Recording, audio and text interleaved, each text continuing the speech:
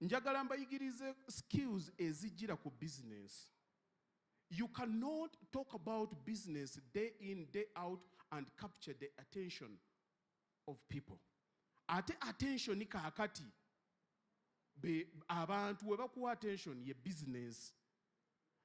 Kati mu kyonna tandiko okufuna okuyigirako ekirala ekisobola okukapturinga abantu b'olina. Numbers are winning buli business yonna gy'okola. Shami mu byakola abikolerako ebintu ebirala. Naye gye bamuvumira ye agenda yeeyongerayo wadde amanyi okuseerera n'amansi entungo. Ekyo sikkiriziganya nakyo. Naye gwe olina wooli buli kaseera bakugamba omukyala talina kukola kino, talina kukola kino. Ngenda kwogera akantu akayinza okufaanana obubi era abantu bajja kasalamu ne ku social media banvumireyo. I don't care. Nations are not changed through praying. Never.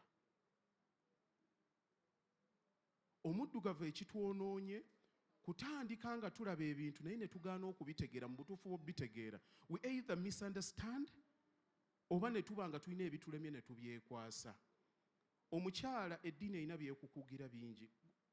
Ebigaana mu Africa biyitirivu kuva ku ddiini, kuva ku culture, buli Diagram Evolution presents the Queen of the West, Omega 256.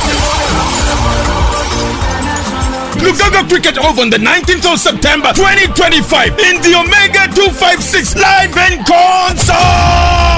It's dubbed the biggest concert of the year with Omega 256, Queen of the West, talented Ugandan singer, performer, and songwriter. So Kampala, are you ready? Entry is 20,000 Uganda shillings, VIP 50,000 shillings, and a table of 8 goes for 1 million Uganda shillings. It's time to party. This is the first ever Omega 256 live concert in Kampala. The Queen of the West is in town. It's gonna be bloody. Powered by Sabuka TV, NBS Music, Afro Mobile, Kadanke Brand House. Loco to international this year. 3 years of TikTok night ku Independence Day nga mwenda October 15 kuza cruise Sabuka nga mwana mwala the stage queen Hajji Swaga 256 abalaga kutalina Good character. eno TikTok night inform wange yabanene tosuwa aba TikTokers abayimbi abazanyi ba comedy abakabi mu ggwanga n'abanene ba business ku TikTok bagenda kubeerayo ne bannakatemba bonna tugenda kujaguza emyaka 3 eja Hajji Swaga 256 nga tegeka TikTok night okuyingira silver emitwalo 5 emmeeza ya gold ey'abantu 5 ya mitwalo 5 ate emmeeza ya diamond y'abantu 4 ya bukadde 2 tosuwa abakabi mu TikTok night ne Hajji Swaga 256 muna cruise Sabuka ku Independence Day nga mwenda October 2025 byabanene 3 years of TikTok night. Be spending over. Ebya no tulabako biba bitwesunga nnyo.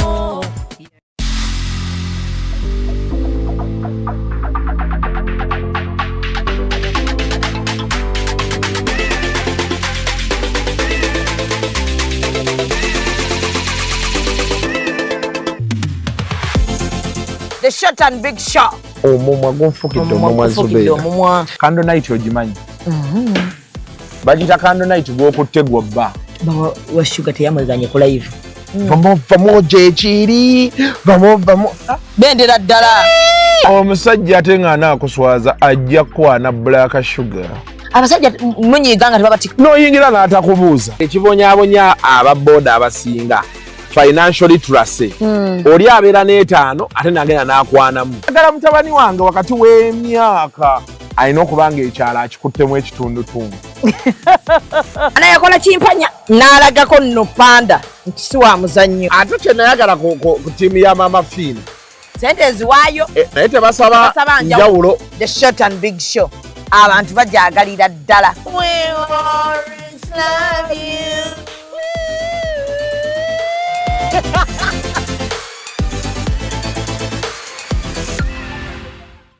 And branding at Print Creations, From custom gift sets to unique promotional items, creative signages and general printing, we've got everything you need to elevate your brand. Visit us at Chum Towers, Suite 70 on Kuruma Road, Lighthouse, Suites D14, D15 and F13. We offer a wide range of stationery supplies, awards and a vintage collection that stands out. Call us today at 0934 893 333 or WhatsApp 0702 683 317. Follow us on Facebook, Instagram and X at Print Creations. Print Creations, where quality, excellence and uniqueness meet.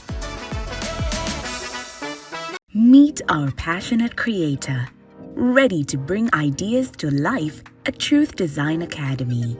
From mastering graphic design to creating stunning visuals, this is where creativity begins. But design is just the start. Lights, camera, action. Exploring the world of filmmaking is just as exciting.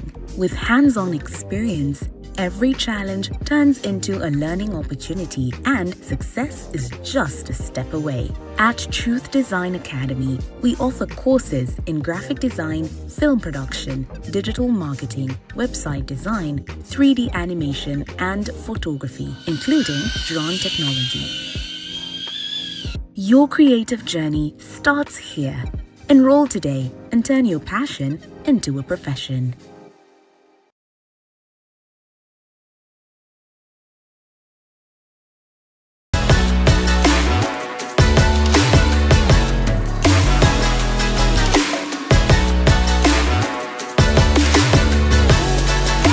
Hey yo, what's up my people? This is the baddest Azari right here on Executive Media with RealTime with Mimi. Stay locked in. Yeah.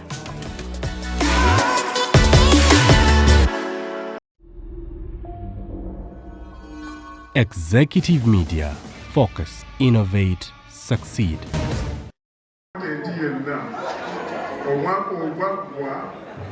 Yali kubagwa bwe najjayo ssente bwe baasalamu kimugagga kyo yagenda akola ki kwegamba obanoonya kye baagala ne kye batayagala nekikola ki nekikubula naye banninamu obuzibu kyali bungi bannange salaamu aleikum warahmatullahi wabarakatuh bannyinaze mwebale nnyo okunyuma bwe muti mukaddugavu abo kabanyumidde omukamala ate ne baganda bange abali mukeeru mbaaniriza nnyo mwebale nnyo kwagala Shamiru mwebale nnyo kwagala nteekateeka eno ebyange ebigambo muyinza okulowooza ngenda kuwangalira nnyo kazindaalo naye bijja kubeera bitono lwansonga nti mmanyi waliwo puroguramu ezigenda okukola ki ezigenda okuddawo abajja last year tubeebaza nnyo abali ku kakiiko akateesiteesa abatatuvuddeemu mbeebaza ngenda kusomesa ku mbeera ey'okwebeereramu Shamimu oyo mulaba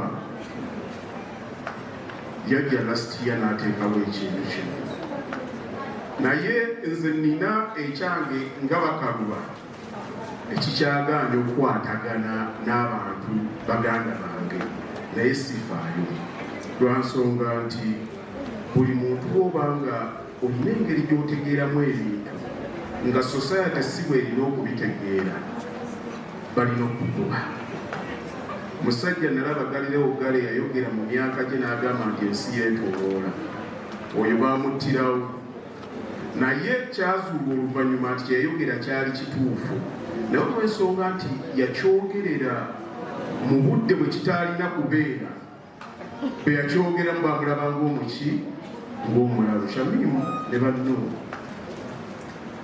mbeebaza okwagala abantu bonna wano tulina sisita waffe Sylvia Autoparts omukyalo oyo si musiraamu naye olwagala lwayagala abasiraamu n'obusiraamu nze bwendaba omuntu gaamu omuntu atali musiraamu mba nkulinako ensonga waliwo ne bendabye baganda baffe abambadde awo amakanzu ne bajjako ne batiktoka lwaki lwakuba Shamimu tasosola entambuza ye ey'ebintu nekwatagana n'abantu bonna ate n'ekirala nga ngenda ku karakita ekuyingiza mu bizinesi nina obuntu obumu bwenjagala okubabuulira. Nina omuwala oyo azze n'ansemberera n'aŋŋamba alina ka YouTube channel ke yakakatandika bakayita ne doers n'aŋŋamba Hajji njagala ojja oyogerereko. Ne mugamba nze sirina mutawaana kasitama asomesa bantu. Mulimu abantu abaagala okugenda ewali ebintu ebyamannya naye nze omulamwa gwange gwakuzimba muntu ayagala kwezimba. Ne bwaba alina abantu babiri mugenja kutuula. Waliwo eyampitako yakola kyano baali nagiyita supamakula nenjituulako nga talina muntu n'omu yali amugoberedde nenjibeerako naye neekola. Nzikiriza nti ffenna tulina we tutandikira naye abantu mu butonde bwaffe twagala nnyo okukubira bannaffe embuulu oba okubeeyungako nga bamaze okubaako bye bawangula mu nsi. Naye ate amazima gali nti bannaffe batwetaaga nga bakyatandika butandisi kuzimba bintu byabwe. Shamikuyo Nastia bwe yatandika ekintu kino bamukuba nnyo naye nga nammwe mubadde wano ne mutuula ne mulaba ebibaddewo olwaleero badde mu mbuulire kiki kye twakoze wano ekyesittaza. Ffe ffennyini tuli fitina eri gye tuli naye tugaanye okukitegeera. Era ekimu ekyamazeemu amaanyi ndowoozeza ne ŋŋamba oba alabika yatya n'atandika okukikola nga takiranze nakiranga n'aba ng'agenda yeekuniza olw'amaloboozi amangi agaawukana ne gamulowoozesa nti osanga oli awo kyeyali akola tekyali kituufu. Okwo nno kwe ŋŋenda okuzimbira kye ŋŋenda okubabuulira olunaku olwaleero. Bassebo ne bannyabo mugenda kulaba wano omukyala bamuyita Namyalo ndowooza yagenda okuba mugenyi omukulu. Siriivi oyo gwenjogeddeko n'abalala nga bwe mulaba Shamiru bwe baatandika ebintu byabwe nkwemu kwalite emu ebafuula kye bali naye mwe kye mutannaba kutegeera nga muli ku society limitations byetandikako okututeekako. Buli muntu yenna waatandika okugezaako okujjukiza nti totegeera bulungi oba kyokola kikyamu olina engeri gye kikwafekitinga mu mmeeme nga bwe tokikola ki tukitegeera. Abantu no bano abasinga tebatugamba bintu ebyo mu bubi. Abamu bayinza okuba baba baffe babakyala baffe kati ako bakayita undertone kantu kabeereyo kajja mpola mpola. Olumu kajja kasapootinga olumu kaba kakutiirirako kakujjukiza nti kyokola kiyinza okuba tokisobola. Kakati abamu kummwe babaleese wano muzze ku kye bayita empowerment naye musomye munoonya ebyokukola naye byemukola tebitambula. Mugenda ne mwebuuza lwaki abalala mu nsi bayitamu febyaffe bikyakoze eki. Nagobera omusajja bamuyita Les Brown yali ayogera about a certain professor n'agamba nti buli muntu wakugamba nti tosobola kukola kintu weetaaga abantu 10 just okuzzaamu amaanyi bakugambe nti okisobola emirundi 10 okudda obuzzi oli bwe yakujje ng'atandika okwogera ebigambo ebyo. Kati society yaffe gye tulimu ngenda kwogera akantu kano kayinza obutanyuma ddala mmwe eri abakyala. Abakyala mu abasinga okuba ebizibu eri bakyala bannammwe. Wakati mu kulowooza nti tutambula n'emikwano gyaffe tulina ebintu bye twagala okukola okumuvinga. Nze mbirabidde ku social media. Tuli mu nsi etambulira mu buyinike nti buli muntu waawulira omulala nga waliwo ekimufiiriridde essanyu lyafuna oliwulira nga lirina alinga yagala okusituka akube nako kaluulu naye teri muntu alina kintu kimutambulira mu bulamu asanyukira muntu afunye ekizibu. Era bwe kiba nga kikyakusanyusa manya olina ebikuluma munda teweetaaga nagenda musawo bikubuulira. abantu abo abafaanana bwe batu bwe baboogera naffe kankubulire like how to become a lion in this world does not need super education.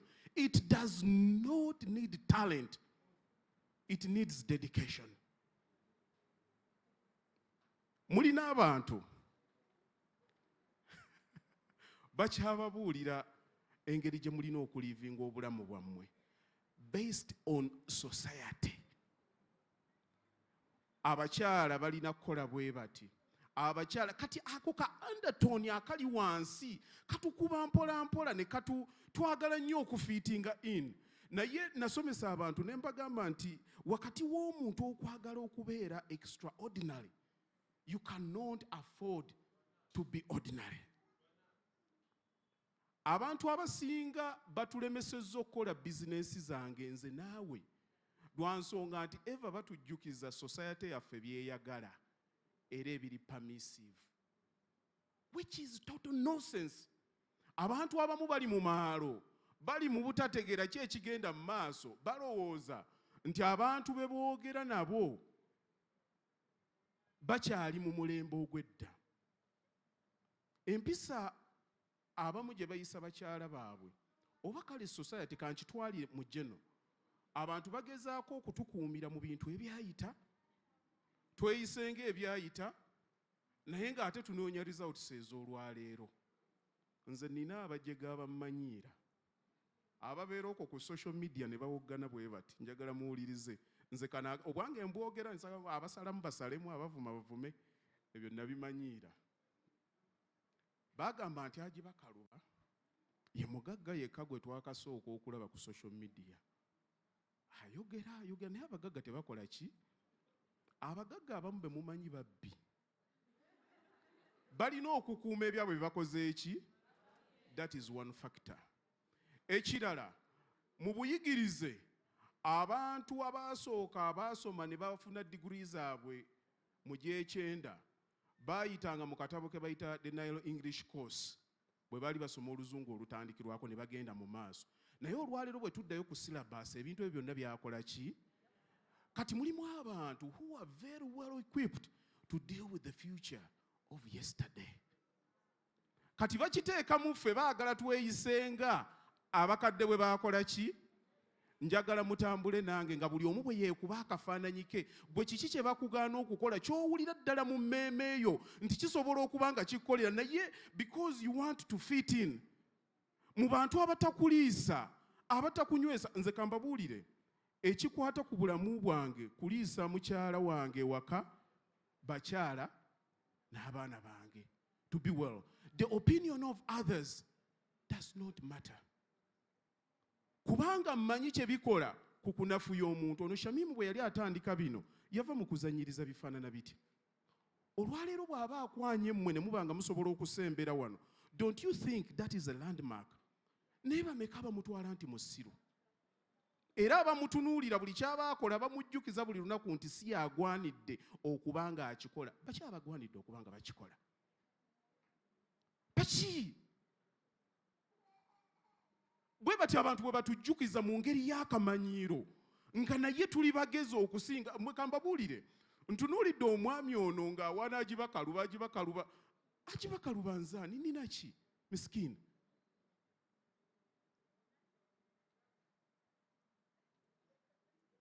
Background ki ogenda kunnoonyeza mu ki ekigamba nti nze nina okuba nga ngwanidde okuba nga ndi wano okuyimirira njogere nammwe? Bitabo bye mba mpisaawo. Abagagga tebaliyo abasobola okuba nga basobola okwogera naye nga tebasobola. Kyendi kiri mu muntu gwe nasalawo okuba. Ate omuntu oyo talina discussion ku muntu yenna. Opinion yo will never matter to me. Not at all. For as long as I do the right thing, I'm good to go. Kati abakyala mwagala okukola emirimu, waliwo ebintu bye babaganya okukola bingi nnyo. Okusookera ddala njagala kubajjukiza mwenna, omuntu yenna alina bizinesi mu kisanja kye tulimu tewabaawo omuntu akusiriwaza nti concealing ekintu ky'okola. When it comes to business, it doesn't matter. Tokweka kintu ky'okola. Bantu bangi balina talent.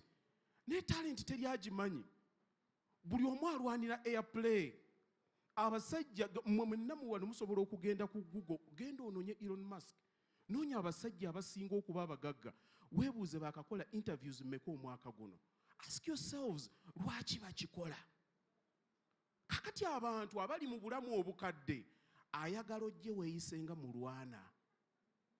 Mulwana yakola ssente mu bantu nga n'akyagenda e Kenya agaggawala. N'ab'e Dubai bagaggawala. Naye abasinga okubonaabona kati baana bavaawa? Dubai.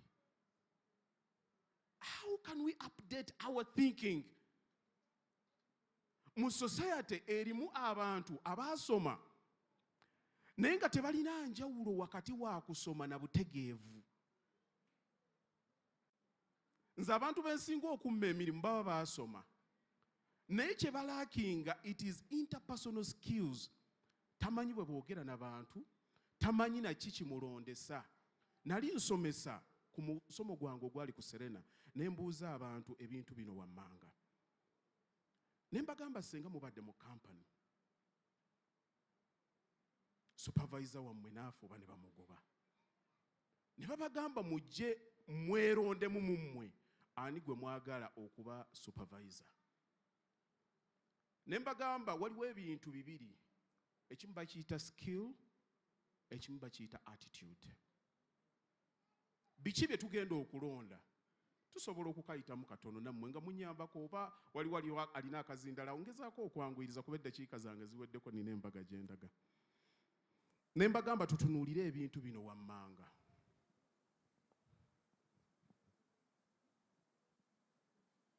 Oli ready? Tusobola okubyogera ffenna. Njagala ombuulire whether it's a skill or it is attitude. Good communicator. No, saagala ogabe kazindalo, njagala tubeere mu budde bwaffe. Good communicator. A good communicator? Attitude or skill? It's a skill. It's a skill. Yeah. Friendly? It's an attitude. Friendly. Friendly? Yeah. Okay. Helpful? Helpful is a skill. Enthusiastic? No. Helpful is an attitude. Hey, so senekirowoozamu kaawo. Okay, are you friendly? Tuangwe omuntu nga ali friendly. Ali friendly ebeera attitude. Ali helpful. Attitude. Ali understanding. Skill. Mumuwakanyiza? It is attitude. Bakukwatiddeyo. Understanding. Okay. Tugende mu maaso. Kubanga kale tukomeko butono bwe twogeddeko. Nagenda okumaliriza nayogera ebintu byali 28 nga naye ebintu bye baagamba nti nno byali skill byali ebintu ebi bibiri. Ne kitegeeza nti omuntu enneeyisaayo yeekusitula mu nsi. It doesn't matter what you're capable of. Oyinza okujja bw'oba tosobola kwogera ne bw'oba bakusomesa ebyenkanaki, you cannot present what you have. Naye olwaleero tulina awaka abaana baffe n'abagenyi ne bwe bajja bali mu bisenge. Mubiyita okikakabukasa okubuuza abantu. Uncle, how are you? Ne kimala okubuuza ne kikola ki? Edda twazanyanga ebyalo ne tubibuna kati bisiiba mu kisenge nga byeggaliddeyo. Baki be tukuza nga tetumanyi naye nga tubatwala mu masomero gaaki g'amaanyi. Kati omuntu agenda okulemera ku nsonga, omuntu agenda okuba nga yekkiririzaamu ng'ayogera ebigambo bye regardless of external factors, agenda kuba wa muzinzi nnyo. Bagenda mulonda mu bintu byonna abantu batandika okwewuunya bagambe nti oyo yakoze atya. Genda otunulire omwami gwe bayita Segirinya. Did you see what he did? Yava from nowhere being ridiculed n'akola buli kimu. At the end of the day he knew the task, he knew the goal, and he won. N'abba abantu bonna who were qualified to speak better English and to give a better presentation na endinga up ng'akikubye. kyali kiki omulimu yagumanya. Kakati akalala kenyinza okubasembyayo mummwe, muleese bizinesi zitandika okukola naye temunnaba kumanya nti ensi gye mutambuliramu erina emikisa mitono, ate buli mukisa buli muntu agwagala. Mugenda okutandika okutunda bye mutunda ng'abantu tebabamanyi. Enkola entuufu eya bizinesi yonna bannyinaze mumpulirize is to sell the item nga tennaba kutuuka ku shell. Tunda ky'otunda ng'abantu tebannaba kukola ki? Weetunde ng'abantu tebannaba kukola ki? Kujja kukugulako. Selling is psychological. Kano nkayisawo mu ddakiika 5 ngezeeko okukabannyonnyola. Nze nataba omusajja baali bamugobene ku intaneti okwo ng'alina engeri gy'asomesa, but he was very arrogant. Nannyonnyola how he does his business. Lwaki n'abantu bamulemerako? Kati naawe example ey'omuvubuka ayisa obubi omukyala naye omukyala n'amulemerako. N'agamba nti ate abasajja abasinga abalungi ate abakyala ne babavulunga. N'agamba abantu batya nnyo omuntu ateeyagala, kuba bw'oba teweeyagala tewali asobola kukola ki?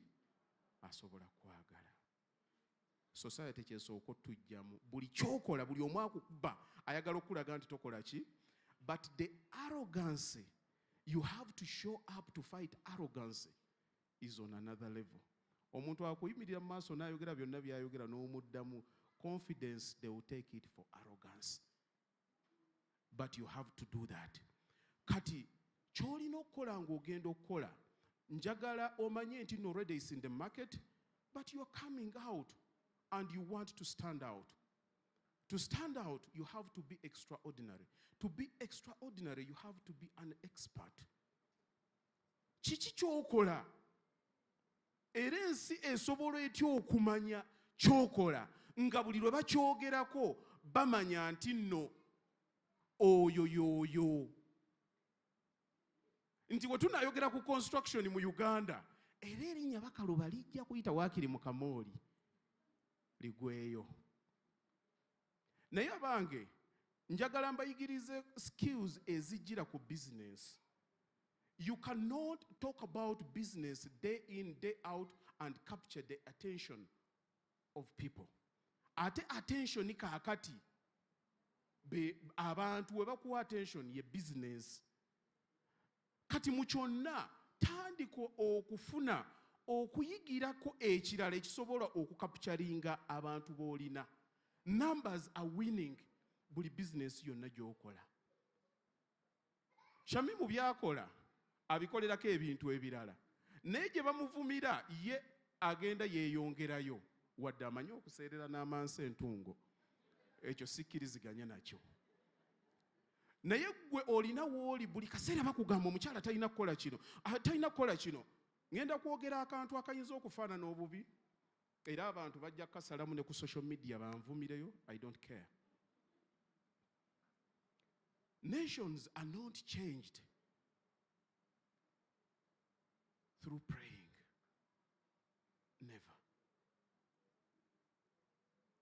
Omuddugavu ekitwonoonye kutandika nga tulaba ebintu naye ne tugaana okubitegeera mu butuufu bw'obitegeera. We either misunderstand oba ne tuba nga tulina ebitulemye ne tubyekwasa. Omukyala eddiini erina byekukugira bingi. Ebigaana mu Africa biyitirivu kuva ku ddiini, kuva ku kalica, buli kimu ne kijja nga kinyigiriza. Era mu olutalo lwe mulina okulwanagana n'abasajja mu society eno lunene nnyo kubanga enjegere ezibaliko mu buli kye mukola omukyala yalina okutegeera buli ddakiika. Omusajja yakkirizibwa naye omukyala yalina okukola ki? Okutegeera buli ddakiika. Buli muntu lw'ovayo n'otandika okukola society kyetakkiriza erina okukuba. Naye abange kano kankabasibirire mugende nga mumanye ki kye mwagala. Sell what you have to sell and sell it without apologizing. akyogera ayogere kyonna ky'ayagala, but it is totally background noise. With confidence, persistence, knowing what you want, you are going to beat those who are very qualified to do exactly what you are doing. Why? Confidence attracts. Teri muntu akola na muntu business ng'alabye ky'ayogera kikyukana. Wali obaddeko mu kika kyammwe nga waliwo omuntu bw'ayogera ekintu bw'akyogera ne gundi bwekikyuka ewa gundi n'ayogera ekirala. Ng'era bw'akubuuza amagezi ogamba hawo yo nno sijja gamuwa era mmanyi tajja gatwala. Anti bw'anaava ano ng'agenda abuuza ne gundi ye eva batakola ki? Tasalawo. Kambabuulira ekintu kimu mu nsi. Oba kibi oba kirungi, manyiiza ensi nti bw'osalawo ekintu ketonye kagwake ky'okola ki? Shamimu oyo baamuvuma ku Hijab Nation, ensi yonna n'etuvuma nga talina wadde n'ekikumi kyampadde, ne mugamba nti nze ŋŋenda kukola ki? Kufiirako. Ekiri mu ekyo ensi ekutegeere nti omuntu bw'aba ayogedde ekintu, omanyi mu temumanyi mikwano n'abantu be mumanyi, mukwano gwo bw'akusanga ng'olwana tabuuza, akuba bukubi. Bw'amala okuba n'alyoka akubuuza tumukubidde ki? Si bwe guli? Oyo mukwano gwo. Era ne bwe kiba kisobye bw'akuzza emabega ng'akugamba waayi kano wakakoze otya? Si bwe guli? Ani asobola okuva mu muntu afaananye bw'atyo? Kati mulekeraawo okubeera ne quantity, mubeere naki? Na quality. Omuntu akwogerera ekirungi ne bw'oba tokola ki? Abantu abangi mufaafaagana nabo baaki? Abantu babenga bakumanyi nti ono omusajja bw'ayogera kino kikola ki? And so that has to apply in business. Tokyusa. So now, what are you planning to do? Kiki obadde oloota okukola nga tonnaba kujja wano mu Hijab Nation? Nabagambye omuntu amanyi ky'ayagala n'afuuka empologoma mu kyo ne bw'aba takimanyi. Consistency, discipline beats talent. It doesn't matter what you do. Nze nina akagero ke nabanyumizaako abantu ngenda kuva ku kazindalo mu nsonyi w'endabika mpanvuyeemu. Nina akagero ke nagenda ne nnyumizaako abantu.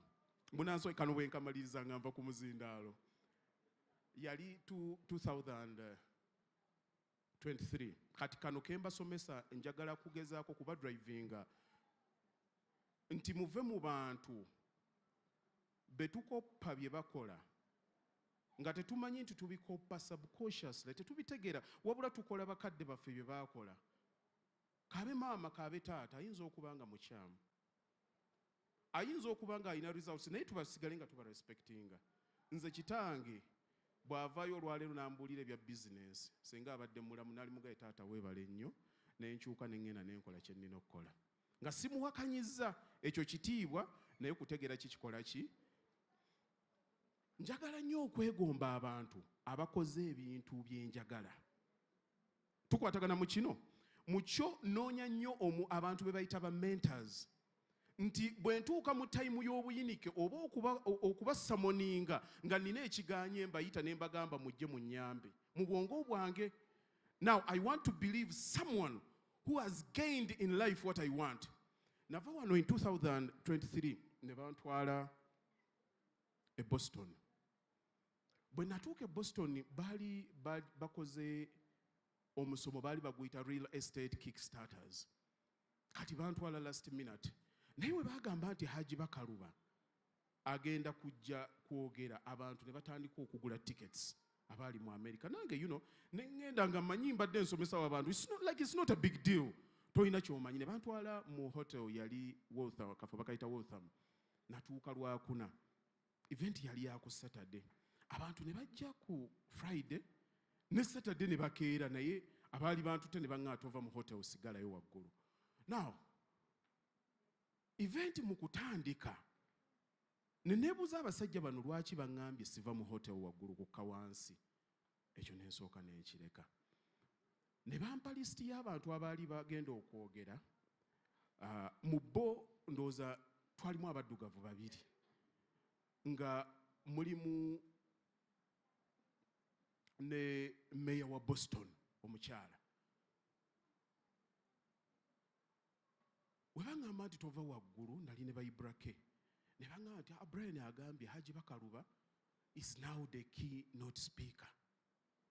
Okusinziira ku audience n'abantu bwe bazze, I think we underrated him. Kati abantu gwe bazze okukola ki? Okuwuliriza. Bwe nayambuka waggulu nali mu hotel ne mpulira oluzungu oluva wansi eyo. Webagira we bazza waggulu we bazza wansi ne ŋŋamba ho nduguddemu. Naye mukulu gwamu abasajja nga boogera nga webagira ne bandeetera obukyayi ngenda okulaba baŋŋambye ninako ka ssaawa 10 ssaawa ziyingira 8 nali ngenze ne mutabani wange nga nnyimiridde mu hotel ndi bwenti mu ddinisa. Omutima ne gutandika okuba nga gukola ki? Gunkubagana. Buli lw'obeera ng'oli mu situation eri tense, obwongo blacking out. Buli kyoyingiza mu bwongo bukola ki? Kivaamu. Wali olabyeko nga mugenda okukola ebibuuzo. Buli kimu kyonna oyingira okikola ki? Pepa bwetuuka n'otandika ewali Japan n'oteekawo Europe, ewali Africa n'oteekawo Spain. Fuluma. Bw'omala okufuluma eba byogera nga byonna bikolera amakulu. Ekibadde kikutuuseeko ebadde ki? Pressure. Kati nagenda okulaba buli kyenyingiza kyonna kikola ki? Kifuluma. Nenzijukira omusajja bamuyita Les Brown. Bwe nali mulaba ng'anyumya akagero ke. Les Brown baabazaala abaana baali 2. Mu nsonyiwe ndi mu ddakiika zange 10 ezisembayo. Baali baabazaala abaana 2. Les Brown kwaliko Leslie ne Les. Bonna be ba Brown. Maama waabwe yali mukyala munaku. Naye yali talina ssente zigenda mu ddwaliro. Muyinza okulowooza bino tebibeera mu Amerika. Naye bwe nvaawo mu njagala mu googlingako about Les Brown. N'azaala abaana abo yabazaalira mu Liberty City. Naye yabazaalira mu abandoned warehouse gye batakyakoleramu. Kati bwe bamutwala nga poliisi bw'enajja okumutwala mu ddwaliro ne bamugamba abaana olabika tojja kukola ki? Kubasobola. Abaana abo ne bafuna omuntu eyabadoptinga. Kati mu kubadoptinga omukyala Mimi eyabatwala n'abalabirira Les n'atandika okuba nga ayogera nga atamatama. Era mu kwogera kwe nga takwata bulungi bimusomesezza. Kati mulongo munne n'amuyitako ye ne basigala nga bamukola ki? Bamuzza mu kibiina. Bwe bamuzza mu kibiina lumu yafuluma ku break n'agenda alabe munne nga bw'onaayingirako mu kibiina kya muganda we kyakola ki? Kyasomeramu. Omu ali mu P5 ono ali mu P4.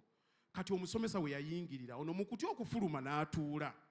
Bw'atuula wansi omusomesa bwe yawandiika ennamba ku lubaawo, ono yennyini gwe yasookerako n'amugamba nti gwe Leslie jangu okole ennamba eno. Kati musajja wattu afaananye bufaananyi omulongo si yeye. Najja naye ke kali ke mbagambye okwetya n'akola ati. Ne bamugamba akola ennamba eyo nga bamumanyi mugezi.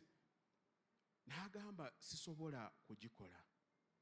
Omusomesa n'amutunulira n'amugamba kugeekola ennamba. Omanyi omwana gwe mwesiga mu kibiina. N'amugamba sisobola. N'amugamba lwaki? N'amugamba si nze Leslie. Nze Les. Yenze omusiru. Yakyogera n'amugamba I'm not Leslie. I'm Les. I'm the retarded. Omusomesa n'akka wansi bw'ati. N'amugamba never let anyone's opinion be your reality. Yamuga tokkiririzanga omuntu kyakulowooleza okuba amazima go. Naye omusajja afuuse kyafuuse byonna mu nsi right now is the best motivational speaker in the world. Naye agamba it was that moment. Nakati ne bwakijjukira ne babaamu ekiganje kyonna omuliro ogumubeeramu naye tasobola kugukola ki? Kugutegeera. Nti bonna baamujjukizanga nti tekikola ki? Tekisoboka. Omusajja akola byakoze. Agenze yeesimbawo mu House of Representatives n'ayitamu n'atandika okujja okwogeranga nange bwe nkola ki? Bwe njogera. Kakati afuuse ow'amaanyi lumu nga bamuyita ku university emu okwogera. Kati nga bwe mutulabye wano pano nga tutudde yatuula n'abantu. Abantu abo bonna baali bayivu. Bumanyi mwebuuzaako munnange oli otya munnange oli otya oli ludda wa nze ddiini wa education mugondi. Bonna nga buli ayogera ku university gy'akola ki. Now remember, omuntu ono yali teyamala nako kusoma.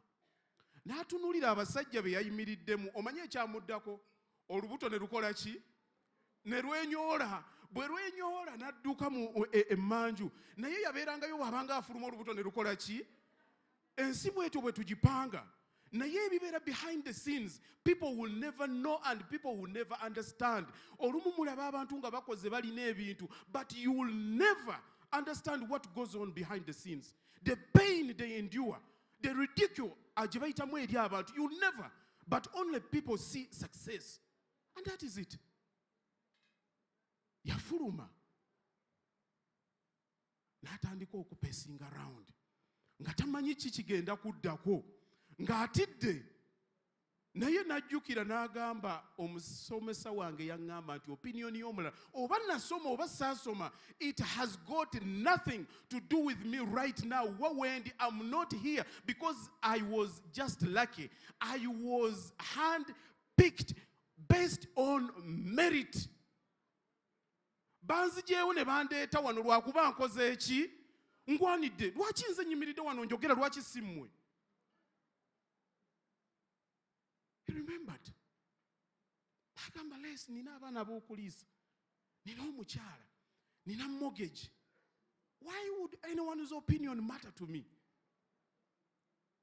Preciseness of the goal. N'afuluma. N'agenda les yayogera. I wish nsobola okubawa ku link eya university we yali. Nga buli kigambo kyayogera bamukubira engalo nga ze munkubidde kati. Siziwuliddewo. Ne bamukubira engalo n'avayo n'aga ekyabadde kimutiisa kye kiri kye yalowooza mu ye. Olw'okuba abalala baakimukola ki? Baakimulowooleza. Now, you are here to be empowered. Mulina ebintu bye mugenda ne mutunuulira. Ne mulowooza nti ababirina baazaalibwa nabo. Naye tebaazaalibwa nabo. Tebaakola ki? Nze nali wa Hajji Mariamu nga tutunda mubisi. Nabondiizi. Nakati nsobola okubuulira enkota weegula n'emino gye gikola ki? Gye gigula. Namulabako ng'asitula ekibbo okugenda ku Crested College okutunda akatogo ak'ekikumi. Okay? Tolina ngeri gy'ogenda kuŋŋamba nti nno waliwo mu nsi atalina mugabo okuggyako ng'omugabo gwe tayagala gw'okulayimanga. I want you to be empowered. Muddeyo eka. Muleme kugamba nti twagenze ku hijab nation ne tunyumirwa. Naye tuddeyo twebuuze lwaki. Era abamu ku mmwe mujja kuddayo mumanyi lwaki ekisajja ekyo bakivuma. Naye tekiremerako. I'm the true image of what they want. But they cannot be. You can be. Gwe bw'oyagala gwe. Definition of purpose. Kye tuba tujjako. Njagala omukyala ajje wano agambe mukyala munne nti kino kisoboka. Naye ne bw'ona akimugamba okwenkana ki nga ye tannaba kukkiriza nti kisoboka. Ng'awuliriza mwami kyayogedde. Baganda be kye bayogedde. Mikwano gye gye kyogedde. Tewaliwo kigenda kutambula. Abaami munansonyiwa bwe mba mbakoonye naye nze bwe ntyo. Ebyange mbyogera nga bwe bikola ki? N'ensi tulwanira kapoloti, buli omu alwanira kapoloti, buli omu akuba munne ekkola ki? Kumujjawo we mutaagumya mitwe. Kulwana na duniya tugenda kusigalayo bato. Alina kyayizeemu mu hijab nation olwaleero. Awifanda tulina kye tujjeemu ng'abaumma kye tuwulira ekitwogeddeko.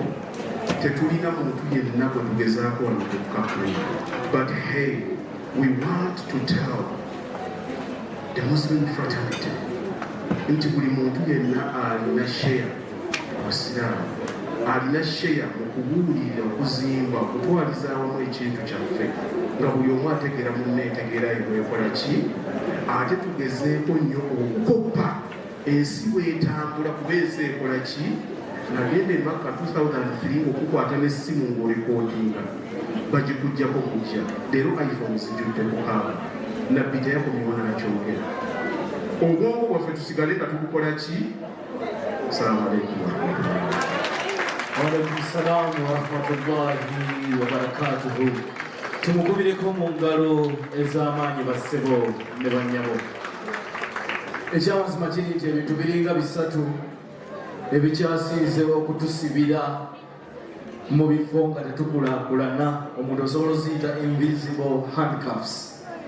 Ekisooka muntu kubeera nga mu bigambo byo mulimu bandaba batya.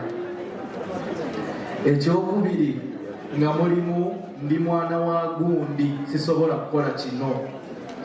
Ekyokusatu nga mulimu n'atuukayo ddi. Hajji tweyanziza nnyo, tweyanzeege olw'ebigambo ebirungi ebyo. Waliwo alina ekibuuzo ng'emmere bw'esembera we tutudde? Hajji ekibuuzo obuuza Hajji white collar oba Hajji Yasin, be specific tusobole ate okulokola kadde. Assalamu alaikum wa rahmatullahi wa barakatuh. Assalamu alaikum. Yes, I love energy. I have two questions, one for Hajji white collar and the other one is to Hajji Yasin. So the first presenter was Hajji white collar, and in your submission, I'm one of the people that are struggling with women being called emotional. I feel like it's something that has been historically or generationally used to gaslight women. Because I have brothers, I've seen them watch football, I've seen them react when my parents do stuff, and I feel like okubera emotional kyabuntu. Fenna nga abantu we get emotional. And maybe we could discuss about emotional regulation on both sides, but when we talk of emotional, I think tuchikubidde nnyo side y'abakyala, and I think engeri gye kitukosezaamu ffe ng'abakyala is ensonga z'abakyala ezimu bwe bazivoicinga bakikubira tu you're just being emotional, so they do not address those issues. Those issues often go unaddressed. And the only reason I stood up to ask you this question is because you say you're a counselor, so I know your interface with very many people is hard. But as you can see, even in your work, I'm sure more women come than men. I don't know if men are doing therapy, but you know that more women are coming than men. So generationally, women have always been, most women, I won't generalize, but so many women are willing to do better, they are willing to know better, and with whatever knowledge they acquire, they are willing to do better. So as a person who is doing therapy, how are you trying to facilitate men to understand women and not the other way around? Because the other way around, it is in our cultures, it is in our religions, it is in our social fabric. Hajji Yasin, my second question goes to you. Barakallahu for your presentation. I liked when you said nations are not built through prayer. And my question to you is, as a sheikh or Hajji or whatever titles you hold in whatever aspects, like whatever areas you operate, how are you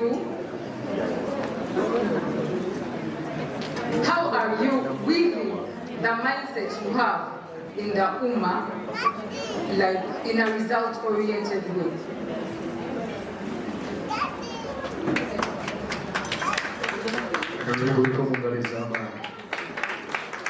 Over to you. Thank you for the wonderful question. There's something I want to briefly talk about. There's something that is called the fundamental attribution error. Now, this basically describes how people perceive results based on personal characteristics, and they ignore situational factors. I'll give you an example. When I'm teaching my omuntu omukulu ne bwaba akugambako bayinza okugamba oyo omuntu mukulu alina endoolo. Ekyo tukimanyi bulungi nti omuntu asobola okukola ekintu nga oba mwana muto naye ng'akikoze akitegeera mumuleka akyali muki akyali mwana. Now it is something kiri psychological nti ebintu bingi abantu babyatributingira ku bantu ne bagaa nti engeri gyali muntu mukulu ekyakikoze lwakuba alina entondo.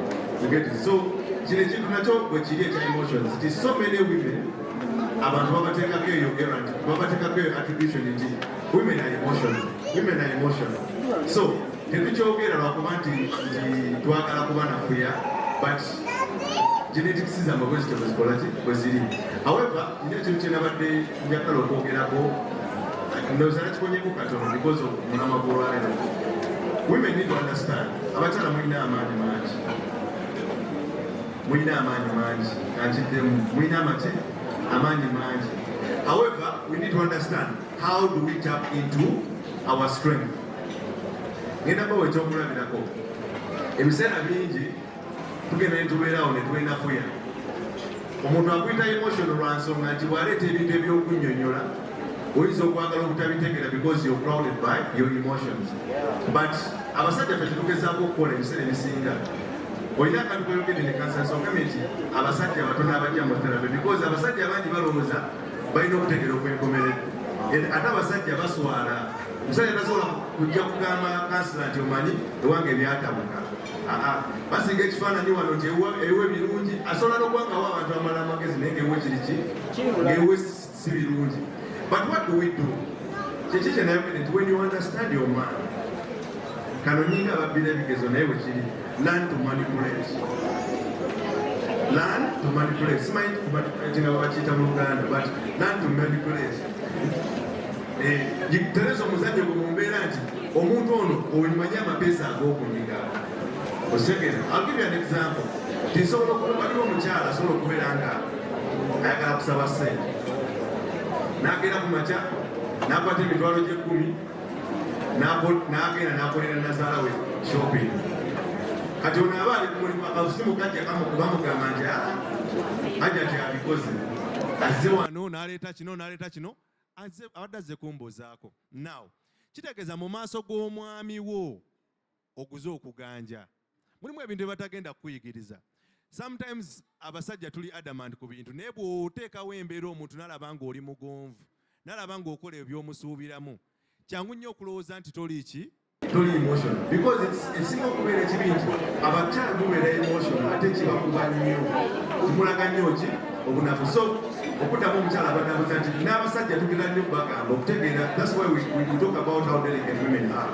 Ate tuli bamukisa nti eddiini yaffe ebirambika bulungi nnyo but abasajja abamu nga bwekugambye nti bampuddu. So kitegeeza kikukakatako gwe ng'omukyala okumanya engeri gy'onyiga amapeesa ku mwami w'oyo okubeera ng'omufunamu ekyo kyokola kyoyagala. Aleme kulabanga muntu ali emotional. Aleme kulabanga muntu nga bwe bakunenyako odda mulinde weezinga. Aleme kulabanga muntu atategeera bintu nga bw'abitegeera wabula akulabire mu kifaananyi eky'omuntu basobola okutuula naye ne bakkanya ku nsonga era ne bakkiriziganya. Ekyo kyo kyakulwanako buli muntu alina kirwanako kuye kuba abantu twatondebwa mu ngeri za njawulo.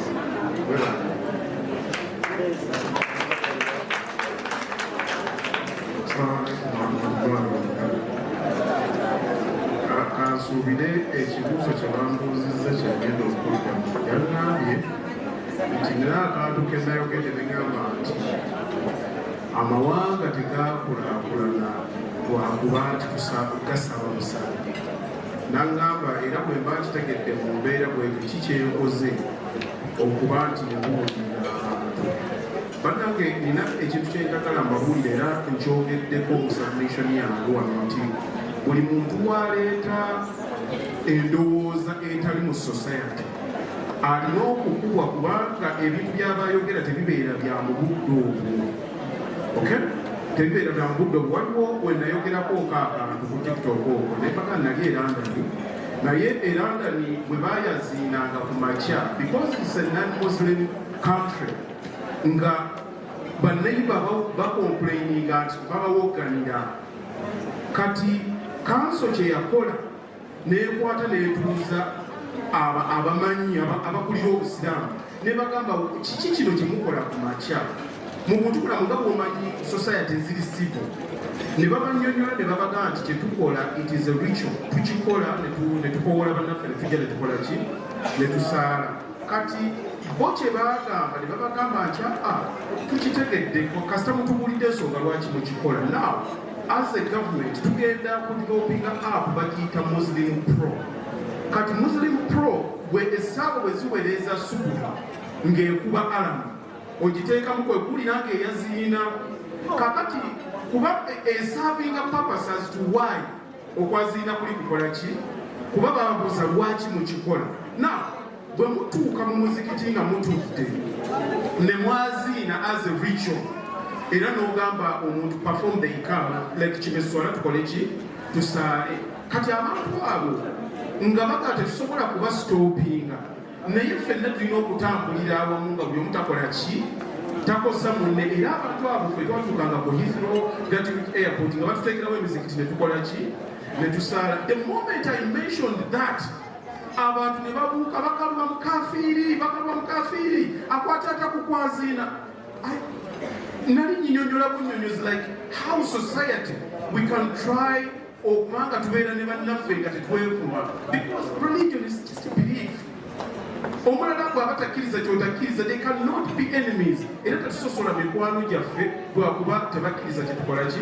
kyetukkiririzaamu kati abantu abamu oba obagamba nti tulina okukkiriza but we should not believe blindly kuba tujja kuva mu kituufu tutandike ekintu kye bayita cult Hitler bwe yali ayagala okukwata abajamani abajje ku mbeera entuufu ey'okukola kye yabakola n'abagamba abajamani batucucumya tebatwagala ndi bw'oleeta cult otandika okkirizisa omuntu this is the technique behind the cult etandika okukkirizisa omuntu nti tebabaagala so tebabaagala they are against you kati they get a strong opponent these are facts about building a cult natandika okugamba tebatukkiririza kati mu bantu bonna ogenda okiwulya nga bakikkiriza era wano teri muntu akola ssente bagamba oyo Bakaluba musiraamu gavumenti egenda kukola ki so it's a belief mwekiri but ogenda okutuulira omuntu mwe bakutte somehow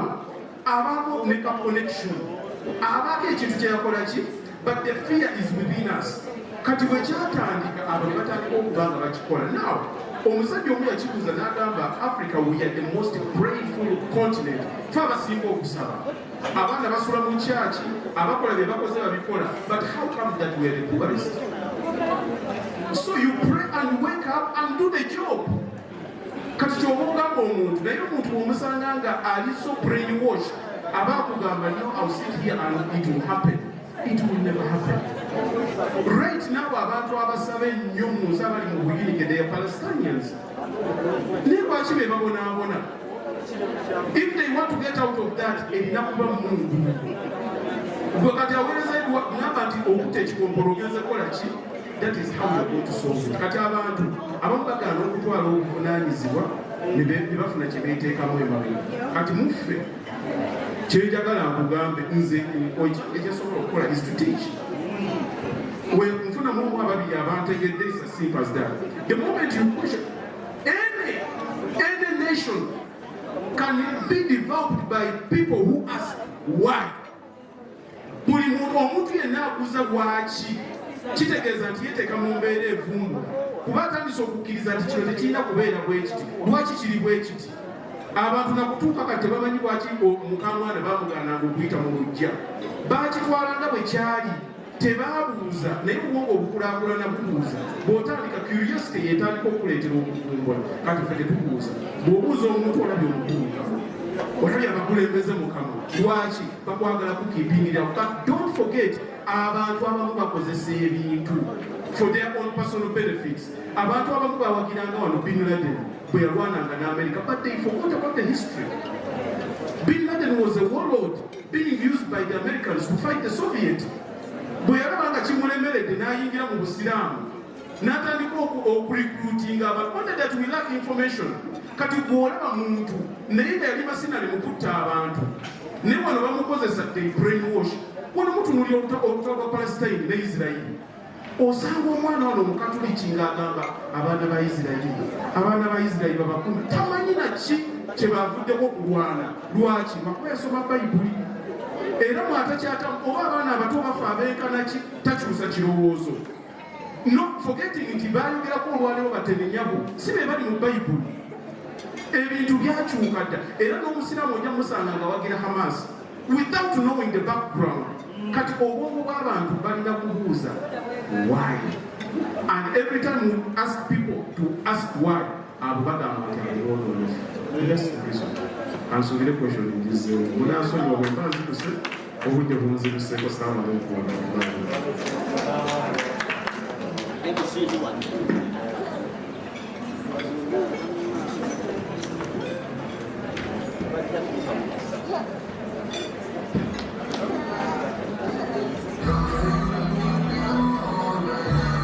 tweyanziza nnyo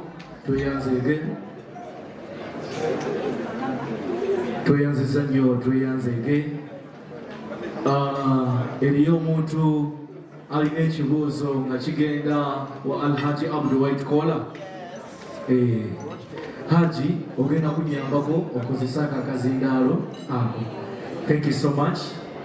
Ikop bakube babifaananyi olikwenda bifaananyi birungi bakukube bakwize ti oli munoni omukolo bagukole olina kwandula olina nankani bya wedding olina graduation nibo bofirirwa so kwenda kukola nankani send of decent wesimbye omukalulu funaba Ikop abo bulwo bayito batako tubateeko tuli kujja mukulonda era tibasasula be kale sasula olikwenda bya bululu yes bakukube mukuba ni poster ate bana mukuba poster olikwenda bana dedo kubutundu bali mu poster anguli mutunigira muko chali wife ani chali wa mwazira sente yasina nokumuyamba oyo omusaada eri ekindi aba Ikop olikwenda poster kale bana butundu bali billboard jamba na ife aba business card mudikola nteno naba akolene ya nedo debeta bolochuwa dindi bolochuwa chechimu ne business card ate kalenda muandika ku t-shirt. Follow us on Instagram at Ikop Photography or call +256 7. Executive Media. Focus, innovate, succeed.